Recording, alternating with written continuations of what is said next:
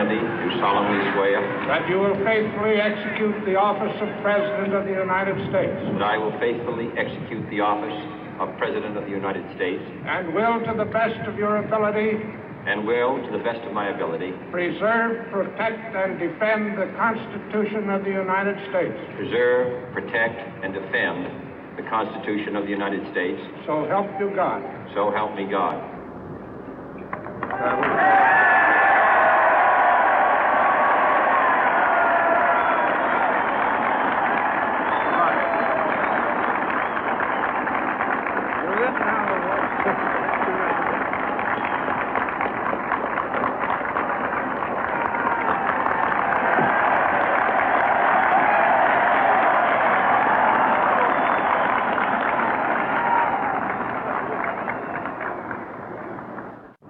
Vice President Johnson, Mr. Speaker, Mr. Chief Justice, President Eisenhower, Vice President Nixon, President Truman, Reverend clergy, fellow citizens.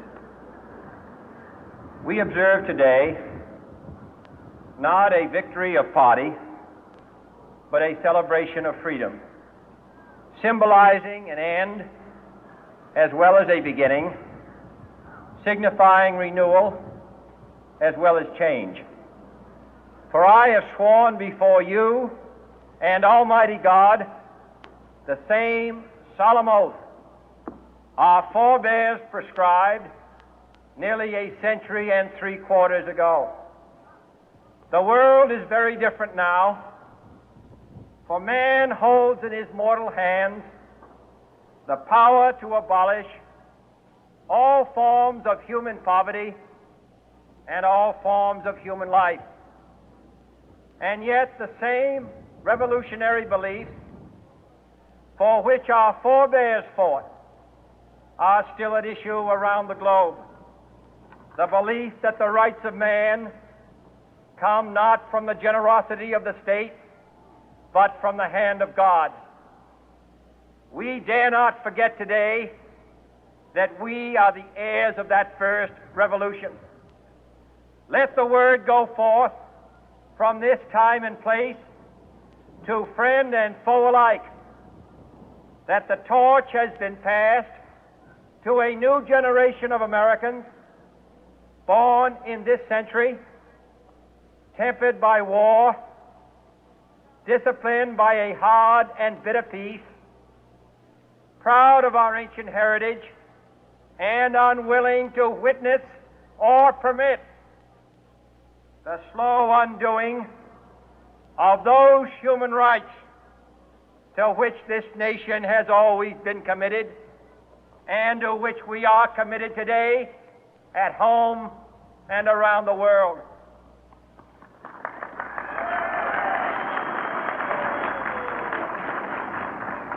Let every nation know, whether it wishes us well or ill, that we shall pay any price, bear any burden, meet any hardship, support any friend, oppose any foe to assure the survival and the success of liberty.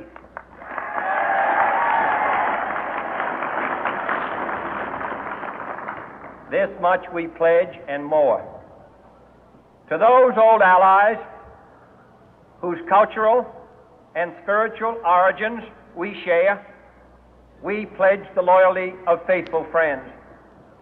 United, there is little we cannot do in a host of cooperative ventures. Divided, there is little we can do, for we dare not meet a powerful challenge at odds and split asunder.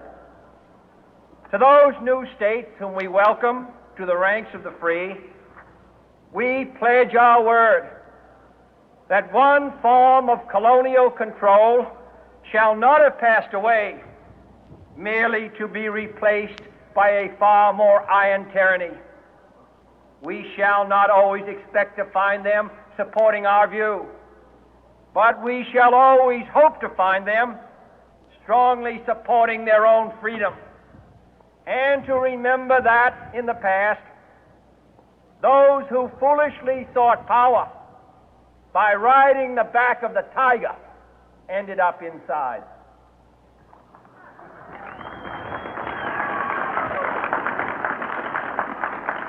To those people in the huts and villages of half the globe struggling to break the bonds of mass misery, we pledge our best efforts to help them help themselves for whatever period is required, not because the communists may be doing it, not because we seek their votes, but because it is right.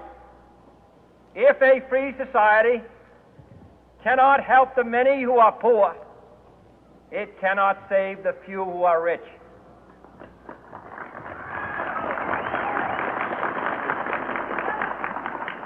To our sister republics south of our border, we offer a special pledge to convert our good words into good deeds, in a new alliance for progress, to assist free men and free governments in casting off the chains of poverty. But this peaceful revolution of hope cannot become the prey of hostile powers.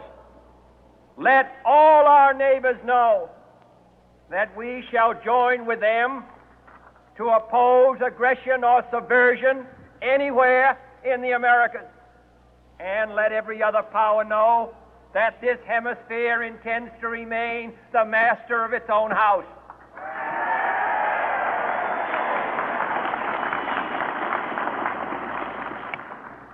To that World Assembly of Sovereign States, the United Nations, our last best hope, in an age where the instruments of war have far outpaced the instruments of peace, we renew our pledge of support to prevent it from becoming merely a forum for invective, to strengthen its shield of the new and the weak, and to enlarge the area in which its writ may run.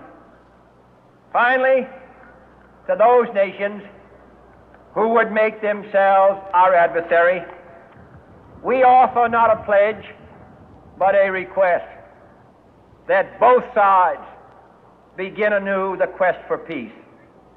Before the dark powers of destruction, unleashed by science, engulf all humanity in planned or accidental self-destruction, we dare not tempt them with weakness, for only when our arms are sufficient beyond doubt can we be certain beyond doubt that they will never be employed.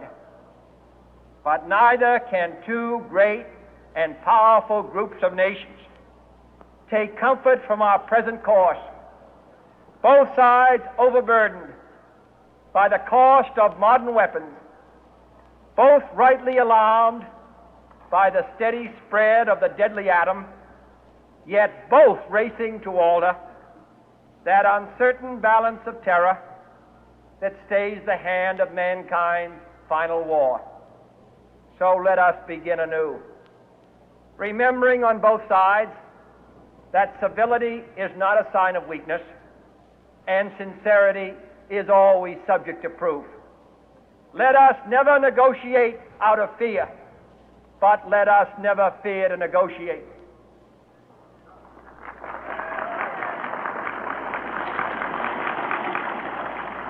Let both sides explore what problems unite us, instead of belaboring those problems which divide us.